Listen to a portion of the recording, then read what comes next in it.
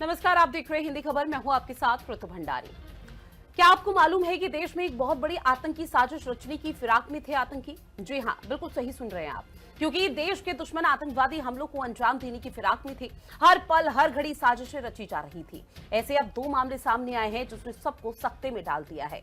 पहला मामला है जहां गुजरात एटीएस में आतंक विरोधी दस्ते ने ऐसी ही एक बड़ी साजिश को बेनकाब कर दिया। आतंकी हमले की साजिश रच रहे आईएसआईएस के 3 ट्रेंड आतंकवादियों को गिरफ्तार किया गया। बताया तो ये जा रहा है कि ये तीनों आतंकवादी कई महीनों से गुजरात एटीएस के रडार पर भी थे। इससे पहले भी देश में हमले की साजिश रचने और नव युवकों को गुमराह कर उन्हें आतंक के दलदल में घसीटने वाले मॉड्यूल का पर्दाफाश किया गया था। वहीं दूसरा मामला, सुरक्षा एजेंसियों ने दिल्ली से सिर्फ 50 किलोमीटर दूर बड़ी आतंकी साजिश को नाकाम करते हुए 2 आतंकियों की गिरफ्तारी की। चौंकाने वाली बात इस पूरे मामले पर यह रही कि ये आतंक का नेटवर्क जम्मू कश्मीर से ताल्लुक रखने वाले कुछ डॉक्टर चला रहे थे। अब फरीदाबाद में उनके ठिकाने से 300 किलो से ज्यादा अमोनियम नाइट्रेट यानी कि विस्फोटक सामग्री और 2 राइफल बरामद की गई। इस मामले पर आतंकी डॉक्टर आदिल मोहम्मद और डॉक्टर मुजम्मिल शकील को पकड़ा गया। लेकिन इस पूरे घटनाक्रम ने हर किसी को यह सोचने पर मजबूर कर दिया है कि देश के अंदर स्लीपर सेल क्या एक बार फिर से एक्टिव हो चुके हैं। जारी था और ये अभी भी जारी है। मैं ये बताना चाहूँगा, ऑपरेशन अभी भी जारी है, जिसके अंतर्गत एक एंटी टेरर मॉड्यूल पे काम करते हुए हमारी दोनों की जॉइंट टीम ने यहाँ पे जो है काम किया, जिसके अंदर एक एक्यूज को पहले यहाँ से पकड़ा गया था जिसका नाम है डॉक्टर मुजम्मिल, और इस पे आगे कार्रवाई करते हुए जो है कल जो है रेड्स की गई, और जिसमें रेड्स के दौरान यहाँ पे लगभग 360 केजी के आसपास इन्फ्लेमेबल मटेरियल है जो कि संभावित अमोनियम नाइट्रेट है। मैं क्लियर करना चाहूँगा कि इट इज़ नॉट आरडीएक्स। मैं इस बात को क्लियर करूंगा क्योंकि कई जगह ये चल रहा है, तो मैं क्लियर करना चाहूंगा इट्स नॉट आरडीएक्स, तो ये इन्फ्लेमेबल मटेरियल है। इसके अलावा कई और ऐसा सामान जो टेरर एक्टिविटीज में जिनका संभावित इस्तेमाल किया जा सकता है, जैसे टाइमर्स, लगभग 20 टाइमर्स विद बैटरीज 4, और इसके अलावा कुछ अन्य सामान है जो है यहाँ बरामद किया गया है। साथ साथ ही जो है जो फायर आर्म्स में एक कैरन टॉप rifle with 3 magazines and 83 live rounds, एक pistol with 8 live rounds, 2 empty cartridges और 2 एडिशनल मैगजीन्स हैं जो इनसे जो है रिकवरी की गई है। और इसके अंदर जो है अभी जो है कार्रवाई जो है दोनों की हमारी ज्वाइंट पुलिस की कार्रवाई जो है जारी है। तो दहलाने की जो आतंकी साजिश है वो नाकाम कर दी गई है। हालांकि ये बहुत बड़ी कामयाबी बताई जा रही है, लेकिन इसके पीछे आप ये सोचिए कि अगर ये बड़ी सफलता टीम को नहीं मिलती तो शायद बहुत बड़ा आतंकी हमला आज देश में हो सकता था या आने वाले समय में हो सकता था। अब ऐसे में देश को दहलाने की जो साजिश नाकाम की गई है उसको लेकर लगातार ये कहा जा रहा है कि जब पूछताछ का सिलसिला शुरू होगा, जब यहाँ पर पूरी प्रक्रिया के तहत इन आतंकियों से पूछताछ की जाएगी, तब माना जा रहा है कि किसी तरह का बड़ा खुलासा भी हो सकता है। खास पैनल हमारे साथ जुड़ा हुआ है जिनसे आप सभी का परिचय करा दें। विंग कमांडर प्रफुल्ल बख्शी जी हमारे साथ जुड़े हुए हैं जो कि रक्षा विशेषज्ञ हैं। अरविंद जैन जी हमारे साथ जुड़ चुके हैं जो कि उत्तर प्रदेश के पूर्व डीजीपी हैं। कर्नल टीपीएस त्यागी जी हमारे साथ जुड़े हुए हैं जो कि रक्षा विशेषज्ञ हैं। आप तीनों का बहुत स्वागत करती हूँ हिंदी खबर में।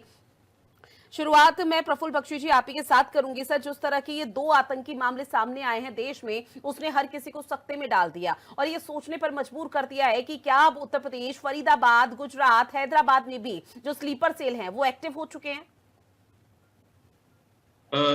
Thank you very much Ritu ji. ये जो आपने न्यूज बताई है ये वाकई में ही एक बहुत ही सीरियस न्यूज है सिक्योरिटी एंगल से, नेशनल सिक्योरिटी एंगल से। देखिए, ऐसा है कि सबसे पहले जब सिंदूर ऑपरेशन हुआ था तो हमने ये अनाउंसमेंट सुनी थी और गवर्नमेंट का डिसीजन था कि टेररिस्ट को हटाने के लिए और पीओके को लेने के लिए सबसे पहला कदम होगा कि जो स्लीपर सेल्स हैं, जब तक इनको आप ठंडा नहीं करेंगे, इनको रिकवर नहीं करेंगे, इनको न्यूट्रलाइज नहीं करेंगे, तब तक आपके आतंकवादी आते जाते रहेंगे। आपको मैं ये बता दूं, श्रीनगर से लेके कन्याकुमारी तक कोई ऐसी जगह नहीं है जो यहाँ नहीं है, और कोई ऐसा थानेदार नहीं है जिसको ये पता नहीं है कि ये कहाँ है। सबको पता है, ये a part of the society बन गए हैं। एंड माइंड यू, इनका इतना पहुंच है, इनकी पॉलिटिकल पहुंच है, इनकी लोकल पॉलिटिक्स में और एडवांस पॉलिटिक्स में इनकी पहुंच है। ये कोई छुपे हुए कहीं नहीं है। ये डॉक्टर साहब के पास में घातक अमोनियम नाइट्रेट और वेपन्स मिले हैं जम्मू एंड कश्मीर पुलिस के कोऑपरेशन के साथ में, और उन्होंने किया है। इसका मतलब ये है कि ये नेटवर्क बड़ा फैला हुआ है।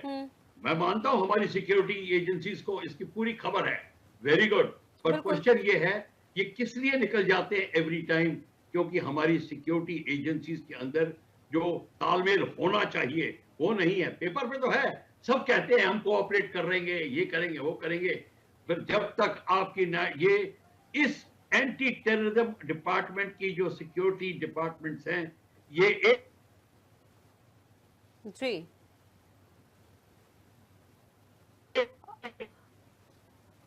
निश्चित तौर पर सर थोड़ा कनेक्शन इशू भी हो रहा है, तो लौटूंगी मैं आपके पास। और आपकी तरफ से बहुत महत्वपूर्ण बात का भी जिक्र किया गया कि यहाँ पर लोगों को समझने और समझाने की भी बहुत ज्यादा जरूरत है। ऐसे में टीपीएस त्यागी जी आपके पास आते हुए सर इस पूरे मामले पर आपका क्या परसेप्शन और ओपिनियन कि अब चूंकि देखिए ये बहुत बड़ी सफलता मानी जा रही है, चाहे गुजरात एटीएस का जिक्र किया जाए, यूपी एटीएस का जिक्र किया जाए या फिर पुलिस प्रशासन का ही क्यों नहीं, क्योंकि बहुत बड़ा भंडाफोड़ हुआ है, ये बहुत बड़ा खुलासा हुआ है कि आतंकी अब उनकी गिरफ्त में है। अब पूछताछ का सिलसिला होगा और फरीदाबाद पुलिस की तरफ से ये कहना कि अब बहुत बड़ा चौंकाने वाला खुलासा जरूर होगा।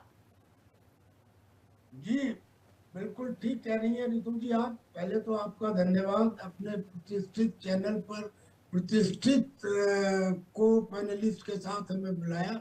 अब मैं आपको ये बताऊं कि पहले तो ये समझिए कि इसमें इन्वॉल्व कौन है। Doctor Adeel, doctor rather, doctor Shakeel, यानी कि सब डॉक्टर हैं, जाहिर लोग नहीं हैं, पढ़े लिखे लोग हैं। दूसरा, कितना व्यापक है ये, यानी कि कश्मीर, जम्मू एंड कश्मीर में, उत्तर प्रदेश में, हरियाणा में, 3 स्टेटों तक फैला हुआ है अभी तक की जानकारी के मुताबिक।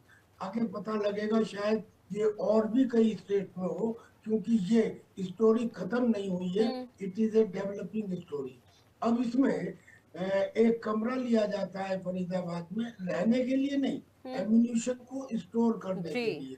उस कमरे के अंदर जो सामान मिला, कई सारे सूटकेस में 350 किलोग्राम अमोनियम नाइट्रेट वगैरह वगैरह, बम बनाने का पूरा सामान। मगर सबसे चौंकाने वाली बात यह है कि उसमें 20 टाइमर्स मिले हैं। 20 टाइमर्स का मतलब यह है कि आप दूर से बैठ के आप अपने टारगेट को सिलेक्ट करके टाइम के हिसाब से उसके ऊपर हमला कर सकते हैं। यानी कि अगर ऐसे 20 टाइमर से 20 हमले हुए होते तो कितना भयंकर नुकसान होता। अब हमारी सुरक्षा एजेंसी को यकीनन इसके लिए तो धन्यवाद देंगे, मगर एक सवाल भी उठता है कि हमारी सुरक्षा एजेंसी जो ये कहती हैं कि हम तो ये भी पता लगा लेते हैं कि दुश्मन की दिमाग में क्या चल रहा है।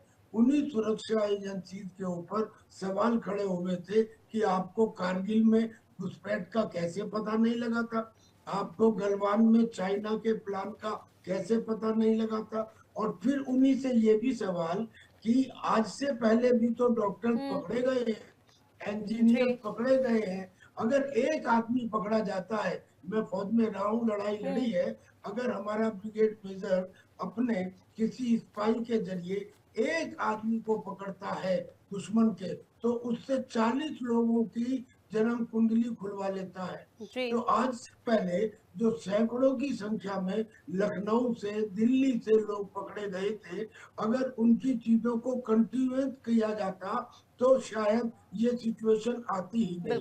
पर अगर आ भी जाए तो एक और मुसीबत है, और वो मुसीबत ये है कि जैसे मैं बोलता हूँ कि खुली हवा की आदत बिगाड़ देती है, कबूतरों को खुली छत बिगाड़ देती है। जो जुल्म करते हैं वो इतने बुरे नहीं होते, अदालत सजा न देके उनको बिगाड़ देती है। हमारे यहाँ जब ये लोग पकड़े जाते हैं तो अदालत में कुछ समय के बाद छोड़ दिए जाते हैं। यही एक प्रॉब्लम है। दरअसल मैं आतंकियों के लिए नॉर्मल गुनाह करने वाले लोगों से अलग, त्वरित और इफेक्टिव सजा का प्रावधान होना चाहिए। ये स्टोरी अभी डेवलप हो रही है। 9 आदमी और पकड़े गए हैं जम्मू एंड कश्मीर के अंदर, जो या तो जैश ए मोहम्मद के, जो वैसे तो पिटा हुआ मोहरा है लेकिन मरता क्या ना करता।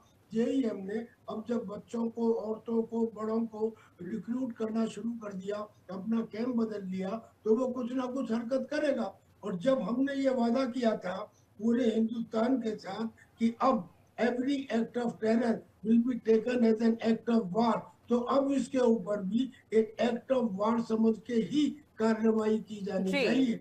और हमने जी अब बिल्कुल सर, और देखिए ऐसे में सवाल यहाँ पर आपने कहा कि सवाल उठाते रहते हैं, चाहे कारगिल युद्ध का हो या फिर तमाम जो अटैक हुए हैं उसको लेकर सवाल सर जिसने उठाने हैं वो तो सवाल अभी भी उठाएगा, अगर उसे खामी दिखेगी तो वो खामी अभी भी देखेगा निश्चित तौर पर। लेकिन ये बहुत बड़ी कामयाबी है, चाहे किसी भी एटीएस टीम का जिक्र किया जाए या पुलिस का। ऐसे में हमारे साथ एक खास मेहमान और जुड़े हुए हैं, अरविंद जैन जी। अरविंद जैन जी, फरीदाबाद, फिर सहारनपुर, गुजरात के अलग अलग शहरों में, और फिर ये फरीदाबाद से जिस डॉक्टर, सहारनपुर से जिस डॉक्टर की गिरफ्तारी हुई उसके घर में किराए के कमरे में एक भारी सामग्री यहां पर देखने को मिली, जहां ना सिर्फ अवैध असलाह था बल्कि आरडीएक्स और न जाने क्या क्या बारूद वहां पर रखा हुआ था, टाइमर जिस तरह से यहां पर कर्नल टीपीएस त्यागी जी ने भी जिक्र किया। सर, क्या ये मानकर चला जाए कि अब जो आतंकी है वो अपनी इस गतिविधि को बढ़ाने के लिए, उसमें यहां पर कामयाब होने के लिए छोटे शहरों को अब निशाना बनाने की कोशिश कर रहे हैं? देखिए, छोटे शहर भी टारगेट हैं, बड़े शहर भी टारगेट हैं, जेएनके भी टारगेट है, हमारी जो कंट्री की कैपिटल है वो भी एक टारगेट है, वेस्टर्न यूपी के बहुत से ज़िले हैं जो बहुत सेंसिटिव हैं, गुजरात हमेशा से निशाने पे रहा है टेररिस्ट के, क्योंकि उनको ये लगता है कि वहाँ पर हमको बदला लेना है ज़बरदस्त। जो मेरे प्रीवियस स्पीकर्स हैं उनकी कुछ बातों से मैं सहमत नहीं हूँ। इस समय नहीं है उसको डिस्कस करने का, ये कारगिल और पता नहीं क्या क्या चीज़ बीच में ले आए। मेरा सिर्फ इतना मानना है कि जो एटीएस ने कार्रवाई की है उसकी प्रशंसा की जानी चाहिए। अब आगे इसमें मेन काम अब बचा है, अब जो इंटरोगेशन के बाद चाहे एनआईए हो, एटीएस अलग अलग स्टेट्स की हो, ये जब उनको सब कोऑर्डिनेटेड एक्शन इसमें होगा और जगह जगह रेड्स पड़ेंगी तो पूरा मॉड्यूल कौन कौन इसमें इन्वॉल्व थे, कितने लोग इसमें इन्वॉल्व थे, कहाँ से ये मटेरियल आया, कौन कौन इस साजिश को कहाँ पे ये ब्लास्ट करने की साजिश थी। जब भी एटीएस कार्रवाई करती है बहुत लंबे समय तक ऐसे लोगों के मोबाइल सर्विलांस पे रखे जाते हैं, जैसे ही सूचना मिलती है तुरंत सर्विलांस पे लगाए जाते हैं मोबाइल्स, और जैसे ही पुख्ता सूचना मिल जाती है तुरंत रेड की जाती है। गुजरात एटीएस को और बाकी एजेंसीज को इसके लिए बधाई देना चाहूँगा, एक बहुत बड़ा ऑपरेशन किया है, और आगे अभी तो मैं समझता हूँ it is a tip of the iceberg है, अभी इसमें बहुत आगे बहुत रिकवरीज होनी शेष हैं। इनकी द्वारा दी गई सूचनाएं जब उनको वेरीफाई किया जाएगा तो देखिएगा इसमें बहुत सी रिकवरीज होंगी, बहुत से लोग पकड़े जाएंगे कि जिन ने बहुत से मंसूबे पाल रखे थे वो सब मंसूबे उनके चकनाचूर होंगे। जैसे हमेशा से अभी तक शांति चली आ रही है, यूपी की एटीएस ने दर्जनों मॉड्यूल्स बस्ट किए हैं पिछले दिनों में, और वो उनको जहां जहां मॉड्यूल्स बस्ट हुए हैं उसके बाद से उन सब जिलों में शांति है। उत्तर प्रदेश में आप देखेंगे पहले जगह जगह ब्लास्ट होते थे, अब नहीं है। जो गुजरात का एटीएस का है सब मिलकर कार्य कर रहे हैं, एनआईए है, जो हमारे इंटेलिजेंस शेयरिंग है वो बहुत हाई लेवल की है, और अब वो पहले वाली कोई आपस में ये नहीं है कि आइसोलेटेड कोई एक्शन हो रहा हो या कोई क्रेडिट लेने की किसी में होड़ हो, सब एक दूसरे से इंटेलिजेंस शेयर कर रहे हैं। इंटर स्टेट कोऑर्डिनेशन में एसटीएफ इंटर स्टेट क्रिमिनल्स के खिलाफ भी एक्शन ले रही है। यूपी एसटीएफ ने हाल के दिनों में Haryana STF, Punjab ATS STF, Delhi anti terrorist squad सबके साथ मिलकर कई एक्शंस किए हैं जिसमें कि बहुत से जो दुर्दांत अपराधी हैं वो मारे गए हैं। तो लगातार ये चल रहा है, अभी जब अरेस्ट हुई हैं तो देखिएगा इसके बहुत अच्छे नतीजे निकलकर सामने आएंगे। सब एजेंसीज इसमें सक्रिय हैं, जगह जगह जो जिला पुलिस का सहयोग लेकर रेड्स पड़ रही हैं। हर स्टेट के सीनियर ऑफिसर इसकी अपने अपने लेवल पर मॉनिटरिंग कर रहे हैं। इन लोगों का पूर्व इतिहास क्या रहा है, क्या ये पहले भी इस प्रकार की किसी गतिविधियों में लिप्त रहे हैं, ये सब पूरा खंगाला जाएगा, निकलेगा। और मैं समझता, देखिए ये जो इसमें जो चार्जशीट वगैरह लगती हैं ये सब एविडेंस बेस्ड होती हैं, एविडेंस इसमें बहुत ज्यादा महत्वपूर्ण होता है। तो इनके लैपटॉप्स हैं, इनके मोबाइल्स हैं, जब सब पूरे सीज करके और सब उन पे पूरा कब कौन किसके टच में था, किस से बात हुई, बड़ा लंबा समय लगता है इन इन्वेस्टिगेशंस में। यूपी में हमने एटीएस की शुरुआत की थी 2007 में मैंने और हमारी टीम ने, उसके बाद से बहुत अच्छे नतीजे उसके उत्तर प्रदेश में मिले हैं।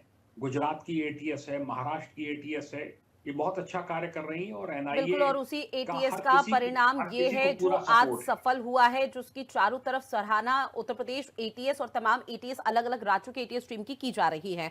ऐसे में एक बार फिर से प्रफुल्ल बख्शी जी आपके पास आते हुए, सर चूंकि देखिए अमूमन तौर पर ये कहा जाता है कि जो स्लीपर सेल है या फिर जो आतंकी गतिविधि में शामिल होते हैं वो पढ़े लिखे नहीं होते हैं, हालांकि एक धारणा बना रखी थी, लेकिन जब इस पूरे मामले को लेकर अगर हम पूरी तरह से स्पष्ट देखें तब यहाँ पर अब ये सामने आता है कि कुछ डॉक्टर होते हैं, कुछ पढ़े लिखे होते हैं, उनकी मानसिकता को जिहादी तरीके से यहाँ पर अपनाने की कोशिश की जाती है, लेकिन कहीं ना कहीं ये विशेष वर्ग का जो समुदाय है वहां पर ये भ्रम की स्थिति फैला रहा है, क्योंकि हर किसी को एक ही थाली में नहीं नवाजा जा सकता। और ऐसे में अब जो ये मामला सामने आया उसके बाद क्या समझा जाए कि किस तरह की स्थिति अब आने वाले समय के लिए यहाँ पर बाकी लोगों के लिए परेशानी बनकर सामने आएगी? देखिए ऋतु जी, ये बात ऐसी कोई नॉर्मल बात नहीं है कि जिसको हम टाल दे कह के। ये बड़ी भारी सोशल प्रॉब्लम है और ये सोसाइटियल प्रॉब्लम है। और जैसे को पता है कि हमारी police is a social instrument, basically not a military instrument. इनको पता होता है सारा अंदर का क्या होता है। ये जो धमाके ये RDX वगैरह मिले हैं वो तो उस टाइम तो पता चल गया था सबको, जब लजपत नगर में सब क्या कहते हैं आईने मार्केट में पहाड़गंज में 8-8 फीट गहरे गड्ढे हुए थे। वो सारे के सारे वो स्लीपर सेल यहीं बैठे हैं, कहाँ गए? कहीं नहीं गए, यहीं पे हैं। बात सारी ये है कि हम बड़े आराम से 28 मिनट के आपके प्रोग्राम में बात को आई गई कर देते हैं। ये इतनी जल्दी नहीं जा सकती। इसके लिए आपको चेक करना पड़ेगा, क्योंकि दो चीज कहते हैं कि हमारे आतंकवादी का धर्म नहीं होता, आतंक का धर्म नहीं होता। आतंक का धर्म है, जो आतंकी का धर्म है वही आतंक का धर्म है। और आप देखिए ये जितने स्लीपर सेल कहां से पैदा हुए, ये सहारनपुर कहां पे है, वहां पे क्या एक्टिविटी चल रही है, कब से चल रही है। प्रोसीजर तो कर्नल स्लीमैन की टाइम से बन गए थे, पर अब उसको लागू करने की बात आती है। आपने तो टाटा जैसे नियमों को निकाल दिया। अरे वही तो आपके काम में आ रहे थे, क्यों हमने निकाल दिया उनको? उनको तो वापस निवेश करना पड़ेगा, अपनी लॉ पद्धति इंक्रीज करनी पड़ेगी। और ये जितने अब लॉ का सिस्टम जो है वो तो ऑफ कोर्स उसको रीस्टडी करना पड़ेगा। और पुलिस की कार्रवाई तो पुलिस अपनी कार्रवाई बड़ी अच्छी तरह जानती है, पर उनको करने देना चाहिए। उनको मेरे हिसाब से उनके ऊपर जितनी जो प्रेशर पड़ा होता है, पॉलिटिकल प्रेशर, उसको हटाना चाहिए, तब पुलिस काम करती है। डीजीपी साहब को ये बात बहुत पता होगी, शायद बोल ना सके, वो दूसरी बात है, पर ये असली बात है, मुझे पता है इसके बारे में। और ये सारी की सारी चीजें तब दूर होंगी जब ये एक डॉक्ट्रिन बनेगी, इंटरनल सिक्योरिटी, और एक कमांड एंड कंट्रोल में आएगा। अलग अलग नई चीजें होंगी, क्योंकि अलग अलग चीजें होने में सब बड़े खुश होते हैं। Everybody is having a ball, और कहते हैं काम हो गया। काम कहाँ हुआ? अभी तक नहीं रुका है, सब चल रहा है। आतंकवादी चल रहे हैं, जैसे अभी कर्नल टीपी त्यागी बोल रहे थे कि हमको स्लीपर से जो आतंकवादी को खत्म करना था, एक्ट ऑफ वॉर है। ये एक्ट ऑफ वॉर है। ये जो कर्नल, ये डॉक्टर पकड़ा गया है, he is an enemy, he should be treated. पूछना चाहिए तेरा क्या कनेक्शन है सहारनपुर में, सहारनपुर के आसपास जो इंस्टीट्यूशन है वहां तेरा क्या कनेक्शन है। ये नेटवर्क को पकड़ना चाहिए, देखना चाहिए। मैं कहता हूं ऋतु जी, जब तक आप इसको पॉलिटिकल एंगल से बाहर नहीं निकाल के रहेंगे, काम नहीं बनेगा। तभी मैं एक कमांड एंड कंट्रोल की बात कर रहा हूं, इसीलिए ये बहुत जरूरी है। आगे ठीक है, अगर हमारा दिल है तो करेंगे, नहीं है तो कोई बात नहीं। ओके, थैंक यू ऋतु जी।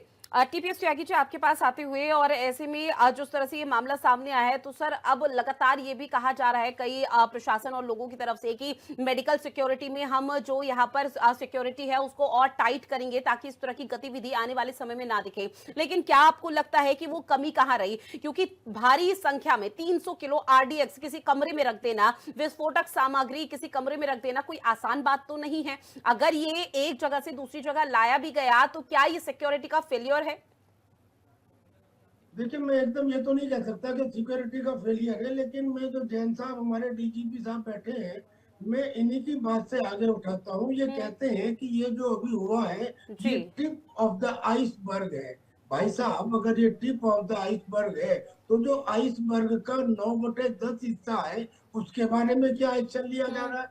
और प्रफुल्ल बख्शी बिल्कुल सही कह रहे हैं, दो बातें, एक तो वो ये कह रहे हैं कि भाई जो ये स्लीपर सेल है, क्या इन स्लीपर सेल एग्जिस्ट कर सकते हैं विदाउट पॉलिटिकल पैट्रोनेज, और अगर पॉलिटिकल पैट्रोनेज है तो क्या पॉलिटिकल पैट्रोनेज को खत्म नहीं करना चाहिए, वरना ये सरफेस ट्रीटमेंट बन के रह जाएगा। हम दो चार आदमियों को पकड़ लेते हैं, कह देते हैं बड़ा अच्छा हुआ, बहुत बेहतरीन काम हुआ, लेकिन बुद्धिमत्ता तो इसमें है कि उसे पकड़ो और पकड़ने के बाद ये इंश्योर करो कि आने वाले समय में ये नहीं होगा। अगर ये पहली बार हुआ होता तो हम मान लेते, लेकिन क्या ये बार बार नहीं हो रहा, एक बात तो ये।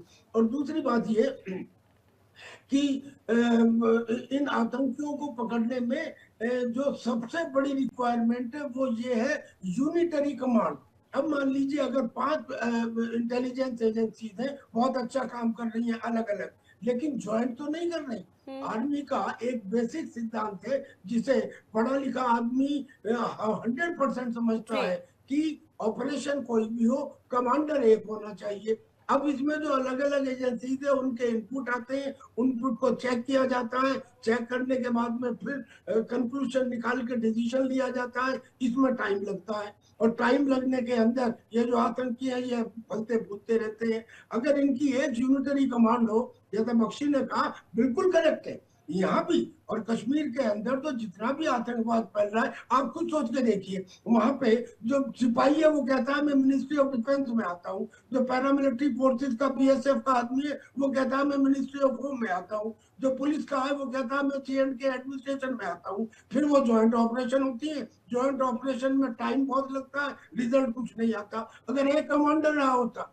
सारे थानेदारों को पता है, ये वेरी राइटली है कि सारे थानेदारों को पता है कौन स्लीपर सेल है, लेकिन पॉलिटिकल पैट्रोनेज की वजह से ये बातें सामने नहीं आ पाती। लिहाजा बिल्कुल करेक्ट है कि इतनी देर में जटिल समस्याओं के सरल समाधान में दो बातें, पहली बात सारी इंटेलिजेंस एजेंसीज की कमांड एक होनी चाहिए, दूसरी बात कि जो पकड़े जाते हैं और जो इससे पहले पकड़े गए थे, अगर उनकी ठीक से इंटेरोगेशन रही होती तो आज ये 3 डॉक्टर मिलके पिछले लंबे समय से ये कार्रवाई ना रच रहे होते।